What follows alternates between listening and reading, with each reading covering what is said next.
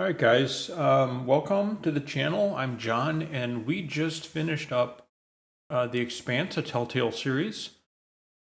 And I wanted to say I really enjoyed this. I think that the Telltale series type games might really be fun, and I should probably go and look at the other ones. Um, it's not a very there's not a lot of action. It's more of a discovery and a story.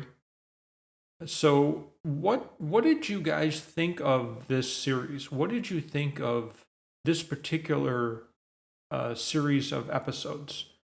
Um, so, I loved The Expanse. It was such a the show was such a it's a space show. Okay, so it reminded me a lot of not Star Trek, not anything like that. It reminded me a lot of a show. I can't remember what it was called. It was a western.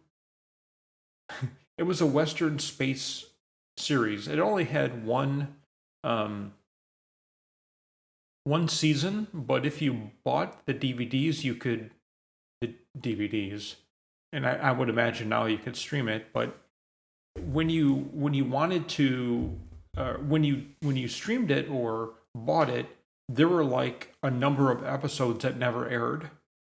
Um, but it was phenomenal. I loved it, but I don't believe it took off because it was on primetime, and then it got canceled and they abandoned the project. It's sort of I mean, it's so good. There's a cult following, right? But and then they made Serenity, so which is a movie, which is one of the most underrated movies, space movies. Oh my god, Serenity is so great. It's so great. It's like a culmination of all of the episodes in the series. So I really encourage you guys to watch that if you like space type things that isn't really like Star Trekky stuff. It's phenomenal. And when you watch that, I mean, you can watch it first if you want the movie, and then watch the series, and you get more background as to who those characters are and what's going on with those characters and how they became who they are and how they ended up on the ship Serenity. But anyway, so The Expanse reminds me a lot of that show. Um, just one second. I'm going to check the name of that and I'll be right back. Yeah, okay. I'm a dumbass. Because I can't believe I forgot the name, it's called Firefly. It's one series, one season by Josh Whedon. Oh my gosh. It's phenomenal. It is phenomenal. It's like one of my favorite shows ever. Um, but it's a Western space show. But it's different than all the normal space shows that there are. It's all about, the main dude is a smuggler. He's trying to just smuggle stuff out, and the other people are giving him that are in the that are on the ship, the part of the crew. They all have little quirks and things, and then he picks up somebody who has supernatural powers. So it's phenomenal, and the movie is just phenomenal too. So that reminds me a lot about Expanse. So the Expanse is like it's not it's not like Star Trek or anything like that. It's a space show um, with its own total own plot. There's nothing. Oh yeah, that happened in this episode. Oh yeah, that's just like Star Wars. Oh yeah, that's just like none. It's its own thing, and it's great. It's phenomenal. There's its own politics involved. It could probably be more intricate than it is. I mean, more complicated. I don't know what you want to call that. There could be a lot more going on. They could have made a lot more episodes, but I believe it was only 4 seasons long. They ended it great. They ended it. They allowed them to end that really, really well. So, getting back to this particular game, so this was sort of, I think was meant to happen before the Expanse show, And so you got introduced to some of the characters, right? So I don't remember Maya in the show. I just don't. Anderson Dawes, yes. Fred Johnson, of course. Um, Ryan and I don't remember them. She's got a whole new crew.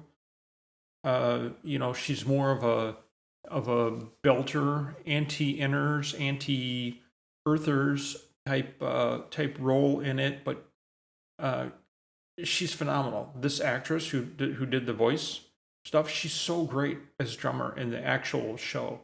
And in fact, I think all of the characters in the show are really, really good at what they're doing. In the beginning, when you have to meet the crew of the spaceship that is part of the main plot, yeah, you may or may not like the people who are there. After a while, some of them get a little old. I mean, not old. They get like tiresome. Okay, so some plot lines in the beginning are kind of like, come on, I really wish they wouldn't be doing this. But that happens in every show. But in this, I really enjoyed all of these episodes. I enjoy the fact that when you make decisions, you directly see the outcome of those decisions. I also like at the end when they do a roundup of what all the people who made choices, what they did, right? How many people saved blah blah blah, how many people, had a shotgun at this one part. It makes you want to go through it and try to find the shit that you missed, which is fun, right? This game doesn't cost that much money. It's pretty short. They release it, sort of like a TV show, once every 2 weeks, one episode, right? I would imagine all the other Telltale games are the same. But I would have liked to see Maya dead. No, I, I would not like to see Maya dead. But the decisions I made caused Maya to die, but then she was alive in the last episode. So I'm like, she shouldn't have been alive.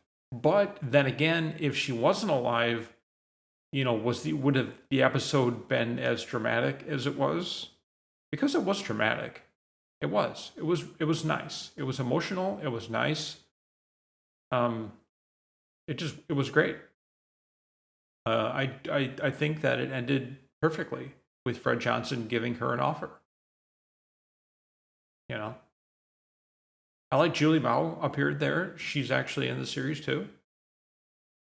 So yeah, I thought this was great. I would give it a solid 8.5. Solid. I don't know. I might even give it a 9. I'm not even sure what they would do to make it better. You see, I can't give something less than, like a 9 if I couldn't think of a way for it to be better, or couldn't think of like things I didn't like about it. I'm not sure there's anything I didn't like about it. I mean, because what happens is what you choose, right? Did Rand need to be a scared little bitch? No, there was an option that he killed her. He killed his brother, right? So he wasn't a scared little bitch right there. But I made him a scared little bitch based on what I chose. So, that's my fault. Because obviously if he was able to kill his brother, then he wasn't. What I want to know is, where'd that dude at the end go, right? That we had him locked up.